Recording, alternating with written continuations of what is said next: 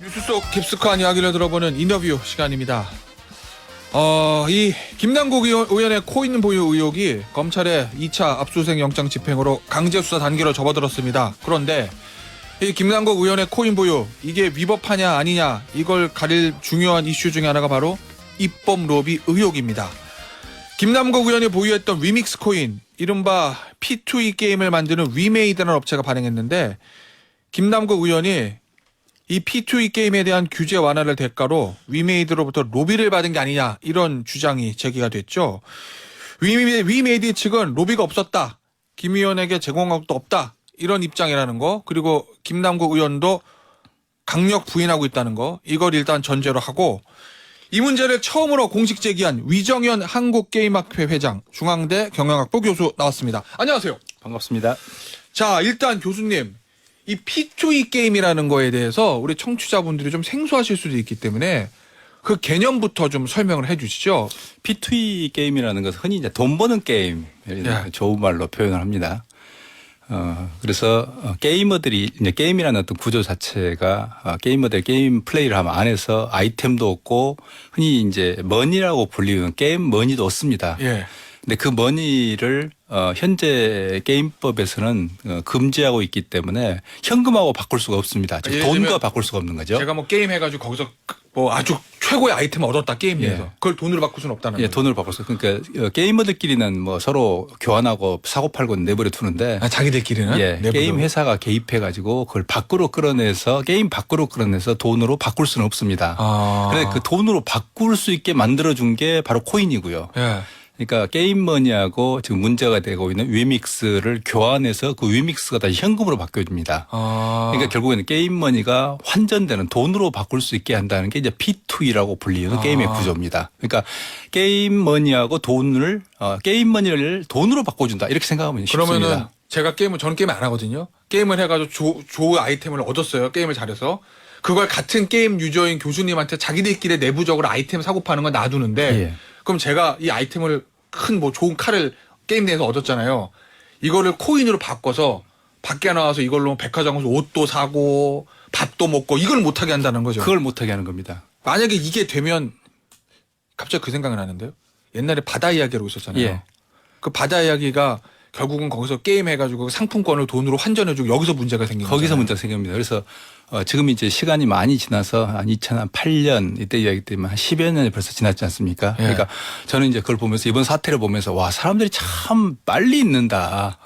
아무리 망각의 동물이지만 인간이 예. 그때 노무현 정부가 거의 초토화됐고요. 전국이 도박판이 됐거든요. 바다 이야기 때문에. 네, 바다 이야기가 도박장이 아파트 단지까지 파고들면서 예. 이제 여성들이 그러니까 어머니 뭐 아내 이런 분들이 나와서 데모하고 예.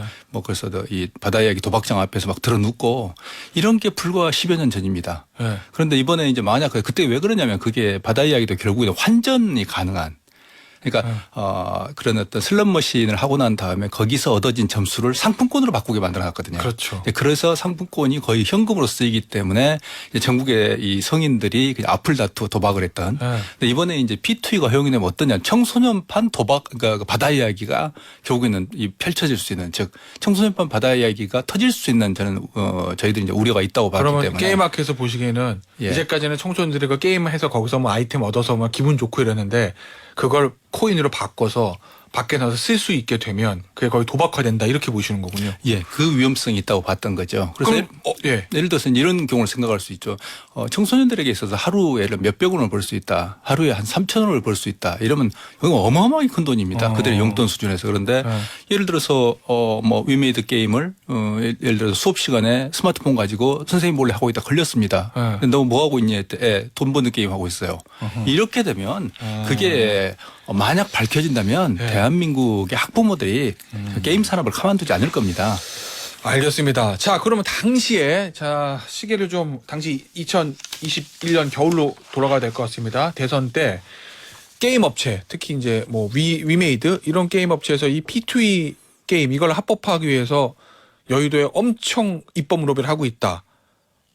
그런 얘기를 들은 적이 있다. 이런 취지의 인터뷰를 교수님 하신 인터뷰를 제가 본 것 같은데 예. 당시에 상황이 좀 그랬습니까? 좀 더 정확하게 좀 표현을 할 네. 필요가 있네요. 저희가 이제 성명서에서 이야기했던 것은 P2E, 그러니까 위메이드라고 특정하지는 않았습니다. 예, 그래서 예를 들면 예, 이미- P2E 업체 예. 그리고 협단체가 로비를 했다는 이야기를 우리는 공공연하게 돌아다니는 이야기를 듣고 있다라고 저희가 이제 이야기했죠. 여의도 주변에요? 예, 그러니까 특히 국회가 그 대상이 됐고 예.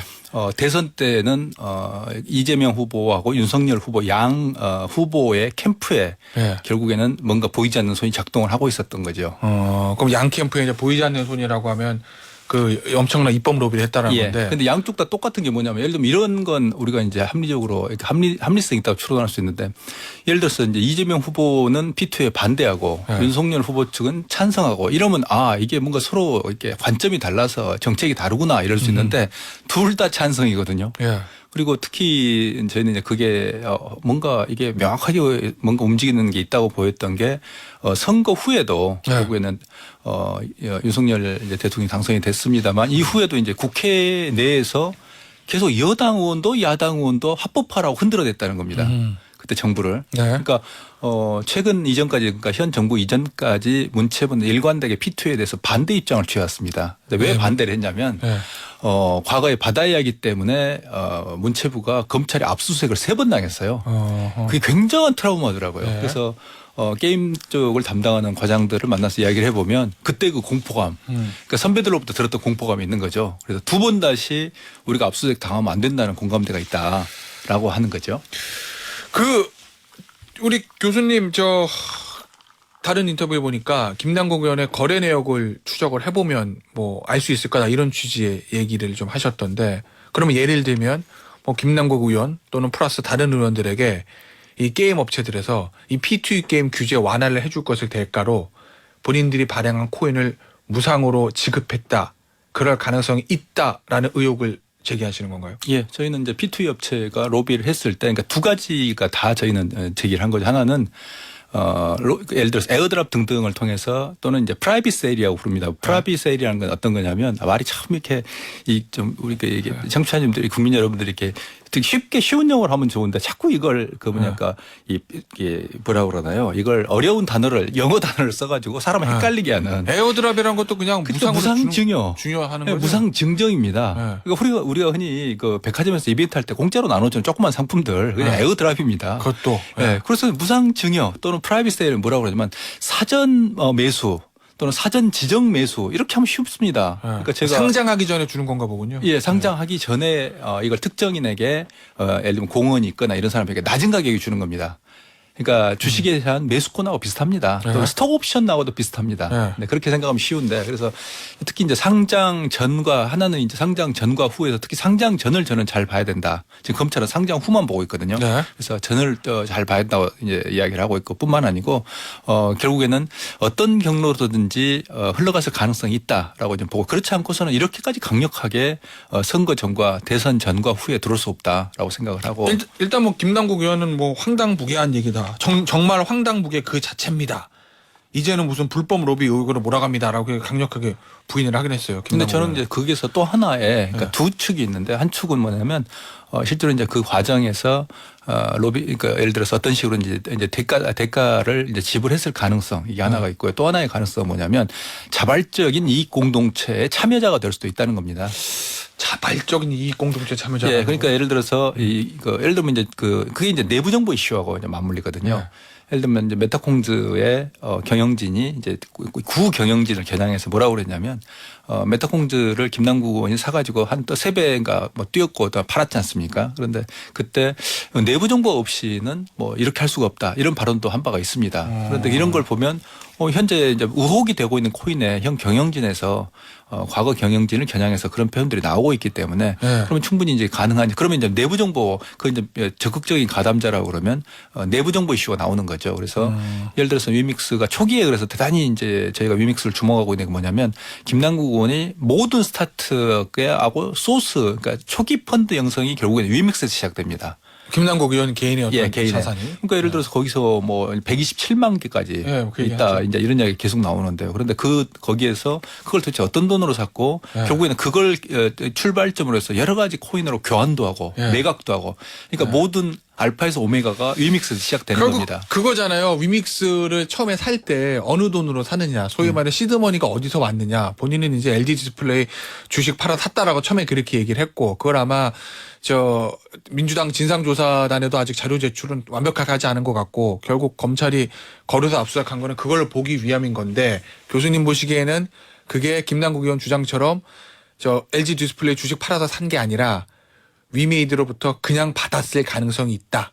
그건 이제 알 수 없는 거죠. 그러니까 저는 이제 위메이드라고 특정하지 않고 P2 업체라고 P2 표현하죠. 업체, 예. P2 업체로부터 그걸 예를 들어 어떤 식으로든지 예를 들면 이제 특히 이제 프라이빗 세일 같은 경우는 지정 처분, 그러니까 상대를 지정해서 처분하는 것 같은 경우는 그게 아마 또 이제 문제가 불거지면 아마 본인은 그렇게 이야기할 겁니다. 이건 내가 돈 주고 산 거다라고 이야기하고 또 이게 매번 그런 이제 논리가 이제 그런 식으로 가는 거거든요. 근데 그렇게 될 경우에 근데 누가 보더라도 이제 그러게 되는 하나는 대가성이 나오는 거고 그러면 이제 예를 들면 그런 식으로 저가에 낮은 가격에 샀으면 미래 가치를 생각하고 결국은 적극적으로 다단계 판매처럼 뛰는 거거든요. 그러니까 스스로 열심히 뛰는 겁니다. 이런 그러면 왜냐하면 자기 이익하고 실제로 이제 위믹스의 주가 그러니까 이 코인 가격 폭등이 강하게 링크되어 있거든요. 자기 돈 주고 샀는지 그냥 받았는지 아니면 언제 저가에 싸게 받는지 이거는 뭐 이제 검찰에서 압수수색했으니까 거래 내역 분석하면 되는 건데. 아니요. 이게 현재 검찰은 거래소만 털었죠. 예. 그럼 다른 걸 또 봐야 됩니까? 예, 발행처. 예를 들면 위메이드나 이런 어떤 코인 발행처에 대한 압수수색이 필요한 거죠. 아, 그래요? 네. 그러니까 지금 검찰에 대해서 제가 참 조금 포인트를 잘못 잡고 있다고 느끼는 게 뭐냐면 자꾸 상장, 그러니까 빗썸이나 업비트라는 상장 이후를 보는 겁니다. 근데 저는 그것보다도 훨씬 더 중요한 게 상장 전. 이게 훨씬 더 중요하고 그리고 최근에 며칠 전에 지금 그 장영욱 대표하고 위메이드가 고소당했거든요. 투자자들에게 그러니까 사기로 고소당했어요. 그러면 결국에는 빨리 거기에 대해서 그 사기까지 포함해서 결국 압수수색을 해야 되는 거죠. 결국 P2 업체에서 김남국 의원에게 이게 그냥 공짜로 코인을 그냥 지급한 게 아닌가라는 걸 보기 위해서는 그 코인 발행 업체를 봐야 된다. 예, 거기를 압수수색해야 된다. 거기를 압수수색하면 모든 게 밝혀집니다. 그러니까 사실은 김남국 의원을 가지고 자꾸 실랑이를 하는데 그럴 필요가 없다는 거예요. 그건 이제 위에 드러난 거에 김남국 의원이라는 형태로 드러난 거고 뿌리가 누군가. 그러니까 예를 들면 그 발행 업체를 압수수색을 하면 누구한테 갔는가. 그러니까 김남국 의원 외에도 저희가 주장하는 게 의원 전체하고 그러니까 여야 의원 전체하고 여야 의원 보좌관들 다 그걸 전수조사하라고 저희는 성명서에서 요구를 했거든요. 그럼 그걸 자연스럽게 알 수 있겠네요. 업체를 보면. 예. 알겠습니다. 우리 위정현 교수께서 검찰 수사 관계자에게 좋은 팁을 주셨는데 검찰 관계자가 듣고 계실지 그거는 보시죠. 어떤 일이 검찰에서 벌어질지. 예. 좋은 아이디어인 것 같습니다. 업체를 봐야 된다. 자, 이 공약 얘기 좀 해볼게요. 국민의힘 같은 경우에는 당시에 게임 위원 맡고 있던 하태경 의원이 그런 얘기를 했습니다. 당시에 캠프 내에서도 이거 P2 규제 완화를 해야 된다는 의견이 있었는데 자기가 봤더니 이거 문제가 있겠다 해서 마지막 단계에서 안 된다. 본인이 노를 해가지고 우리 공약으로 채택되지 않았다. 이런 얘기를 했습니다. 국민의힘 쪽에서는. 민주당 쪽을 좀 짚어볼게요. 왜냐하면 우리 위정현 교수께서 당시에 민주당 요 게임과 메타버스 특보 단장을 맡으셨기 때문에 민주당 상황을 잘 아실 것 같아서 제가 좀 여쭙겠습니다. 이거 보니까 우리 위 교수께서 반대 의견을 전달했는데 그런데 이재명 당시 후보가 찬성 입장을 공개적으로 피력했다. 계속 반대는 역부족이었다.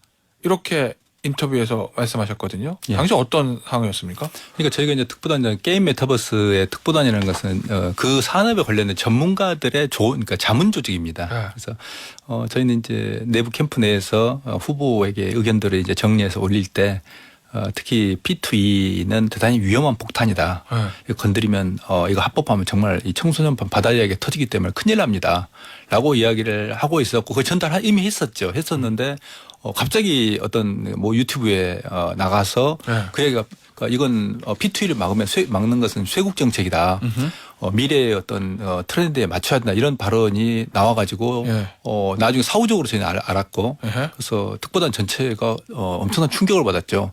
이게 도대체 어떤 루트로 들어가서 저렇게 위험한 이야기가 왜 후보협에서 나오지라고 생각을 하게 됐고 그래서 저희가 이제 그걸 하고 난 다음에 직후에 이제 급하게 정책 토론회를 국회에서 열어서 다시 한번 저희가 반대를 천명을 했죠. 그때 이제 후보가 저희들에게 이제 인사말에서 이야기가 메시지가 좀 바뀌긴 했습니다.